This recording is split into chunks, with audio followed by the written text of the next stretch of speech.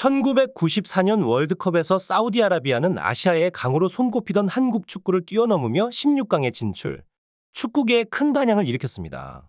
그들은 1984년과 1988년 아시안컵에서 연속 우승을 차지하며 중동 축구의 왕좌에 올랐고, 이는 4년마다 열리는 월드컵 무대에서도 그들의 강력한 바람을 느낄 수 있는 순간이었습니다.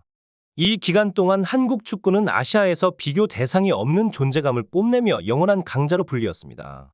그런데 1984년부터 2011년까지의 아시안컵은 주로 사우디아라비아와 일본이 지배했습니다. 8번의 대회에서 일본은 4회, 사우디아라비아는 3회 우승을 차지했고, 이라크가 한 번의 이변을 일으켰습니다. 한국은 이 기간 동안 이란과의 혈투를 반복하며 우승에 도전했지만 결국 우승은 일본과 사우디아라비아가 나누어 가졌습니다. 아시안컵 우승팀에게 주어지는 컨페더레이션스컵 참가 자격은 대륙의 최강자를 가리는 것 이상의 의미를 가졌습니다. 이 대회는 월드컵을 앞두고 아시아 팀들이 세계 최강의 팀들과 진지하게 경쟁할 수 있는 평가전의 기회였습니다. 한국이 세계 최강의 팀을 초청하는 데는 상당한 비용이 들지만 아시안컵 우승팀은 남미와 유럽의 강호들과 경쟁하며 자국을 홍보할 수 있는 절호의 기회를 얻었습니다. 이는 단순한 대회 참가 이상의 가치를 가진 것이었습니다. 컨페더레이션스컵에 참가한 아시아 팀들은 다음 월드컵에서 선전하는 일종의 징크스도 있었습니다. 사우디아라비아와 일본도 이 대회를 통해 월드컵에서 더 나은 성적을 거두는 계기를 마련했습니다. 아시안컵에서 오랜 기간 우승을 차지하지 못한 한국은 2001년에 개최국 자격으로 컨페더레이션스컵에 출전했고, 그 다음 해에 펼쳐진 월드컵에서는 국민 모두가 기억하는 놀라운 성적을 거두었습니다. 반면 사우디아라비아는 예상치 못하게 본선에서 이른 탈락의 고배를 마셨습니다.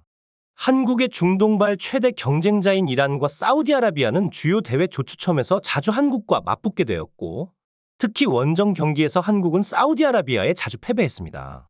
이에 따라 아시아 축구 연맹 전체 국가 중에서도 이란과 사우디아라비아의 역대 전적에서 뒤처져 있습니다. 2022년 카타르 월드컵 최종 예선에서는 사우디아라비아가 화려하게 부활했습니다. 일본, 호주와 함께 어려운 그룹에 속해 있었음에도 불구하고 그들은 1위를 차지하며 일본 축구를 넘어섰습니다. 이들의 매 경기는 서로의 자존심과 중동의 제왕이라는 호칭을 걸고 치열한 경쟁을 펼쳤으며 한국과 이란 팬들의 관심을 집중시켰습니다.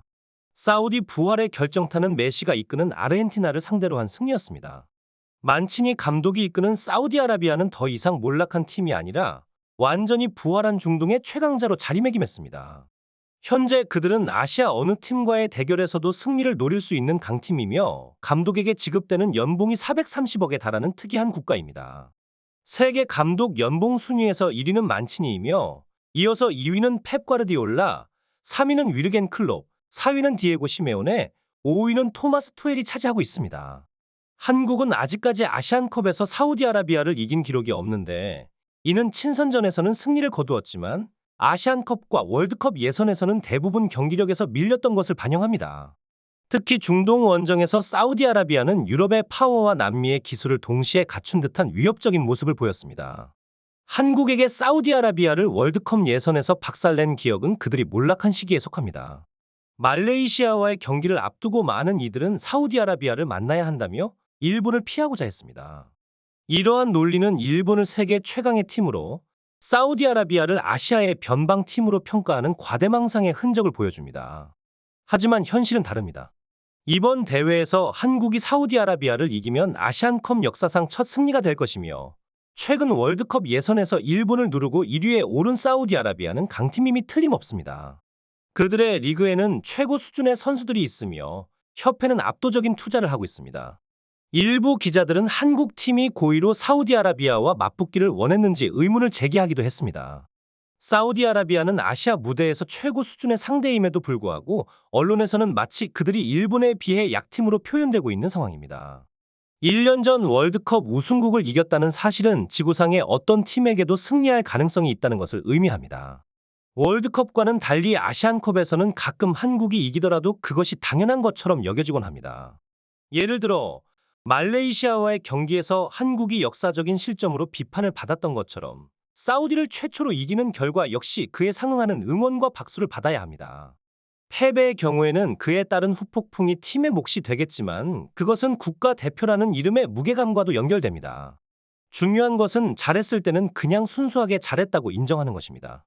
비판은 쉽게 하고 박수는 인색하게 친다면 애초에 한국 팀을 응원하는 것이 옳은지 의문이 듭니다. 사우디에서의 경기 티켓 판매는 무려 3만 장을 넘었습니다. 경기장은 사우디의 초록빛으로 물들 것이며 날씨와 환경도 그들에게 유리합니다. 적진에서 11명의 붉은 옷을 입은 선수들이 상기된 표정으로 뚜벅뚜벅 걸어갈 것입니다. 그리고 3만 사우디 관중 앞에서 목이 터져라 애국가를 부를 것입니다. 그때 선수들 옆에는 누가 있을까요?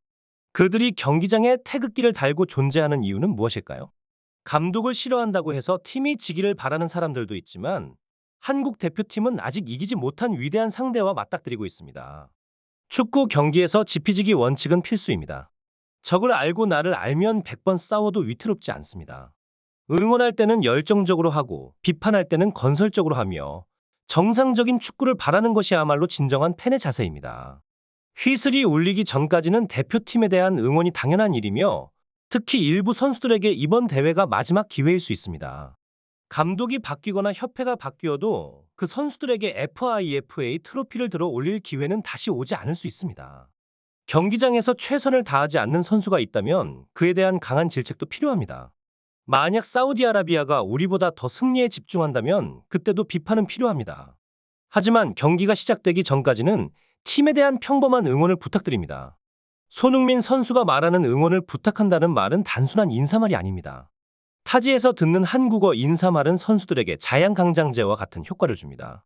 누군가를 위해 이기고 싶다는 단순한 감정은 선수들에게 강한 자극을 줍니다.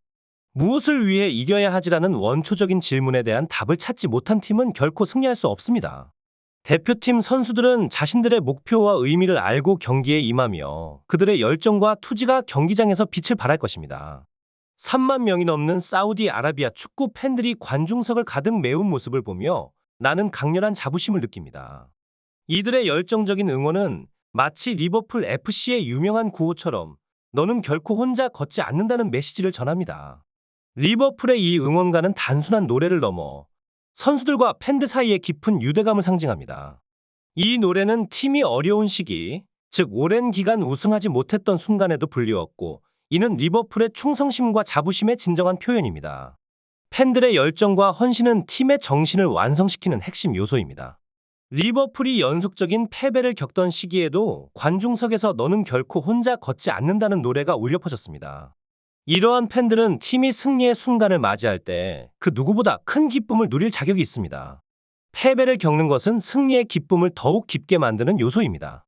이제 카타르에서 열리는 경기에서 한국 팀도 같은 지지와 응원을 받게 될 것입니다. 우리 선수들이 국가 대표로서의 긍지를 지키며 경기에 임할 것을 기대합니다. 팬들의 응원은 선수들에게 힘을 주고 그들이 혼자가 아니라는 것을 느끼게 해줄 것입니다. 이는 단순히 스포츠 경기를 넘어서 우리 모두가 하나로 연결되어 있다는 강력한 메시지를 전달합니다.